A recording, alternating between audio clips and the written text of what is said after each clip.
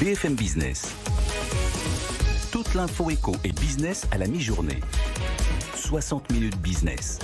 Guillaume Paul. Voilà, midi 18, on est de retour dans 60 minutes business en direct sur BFM Business. Alors, je vous le disais, on a eu les chiffres ce matin. C'est pas une surprise, on s'y attendait, mais les chiffres sont quand même impressionnants cette année encore. Le commerce en ligne a continué, bien sûr, à se développer en France l'an dernier. Les ventes ont progressé de 15%, 129 milliards d'euros, au chiffre que nous a donné la FEVAD, la Fédération de la vente à distance. On est au téléphone avec le président de la FEVAD, François Mamboise. Bonjour François Mamboise, bonjour. Bonjour. Merci d'être avec nous quelques minutes sur BFM Business. Alors, dans mon souvenir, avant crise, François, on avait une progression tous les ans de l'ordre de 10%. Là, on monte à 15%. Est-ce que pour vous, c'est la confirmation qu'on a passé un palier depuis cette crise finalement ? Oui et non, c'est-à-dire que c'est une confirmation aussi qu'il y a des rattrapages. Le e-commerce, en gros, c'est moitié-moitié les produits et les services. Et les taux de croissance sont très différents parce que les produits ont été toujours achetés, même pendant le confinement, mais il y a eu une bascule vers Internet et qui a continué à monter cette année. C'est-à-dire que la vente de produits est de 7% par rapport à 2020, mais de 42% par rapport à 2019. C'est-à-dire qu'en 2 ans, ça a augmenté de 42%. Ouais. Par contre, les services, c'est essentiellement du tourisme, des voyages, des séjours à l'étranger. Ça a été complètement impacté par les confinements au niveau mondial, que ce soit sur Internet ou en boutique ou par téléphone. Hein, c'est le marché global. Et donc les services ont repris là cette année de 24%, mais ils sont à plus 11 par rapport à 2019.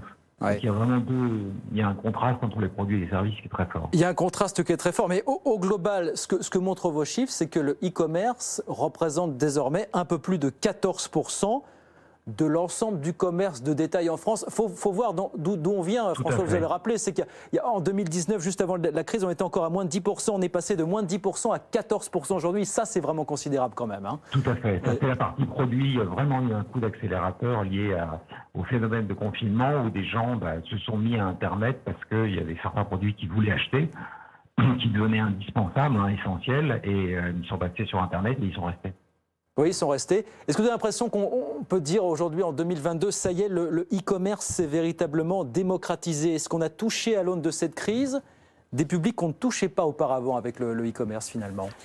Un petit peu. On a gagné un peu d'acheteurs nouveaux comme chaque année, mais surtout la fréquence d'achat a augmenté.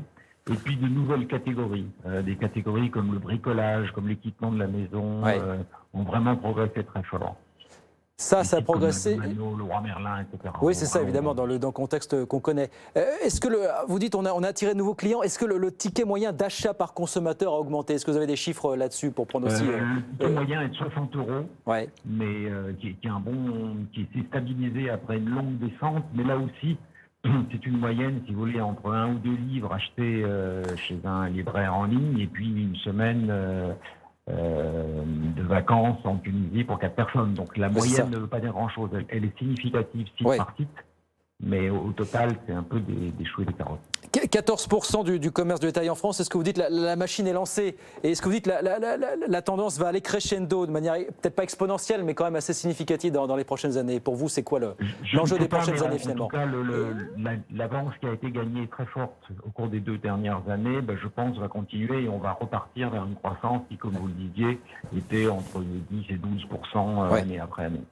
Ça s'installe vraiment dans les habitudes. Ça s'installe. Et vous dites donc, alors c'est le chiffre qu'on entend souvent, on dit on a gagné en 2 ans ce que le e-commerce aurait dû réaliser en quoi, 4-5 ans, c'est ça grosso modo l'ordre de grandeur, oui, François? Vous voyez, 42% en 2 ans sur les produits. Oui, c'est ça. C'est 3 ans pratiquement. On a gagné 3 ans en l'espace de quelques mois finalement. Merci beaucoup François, merci d'avoir été avec nous ce midi sur BFM Business, le président de la FEVAD. Bonne journée à vous, merci, président de la FEVAD, Fédération de la vente à distance, avec nous sur BFM Business.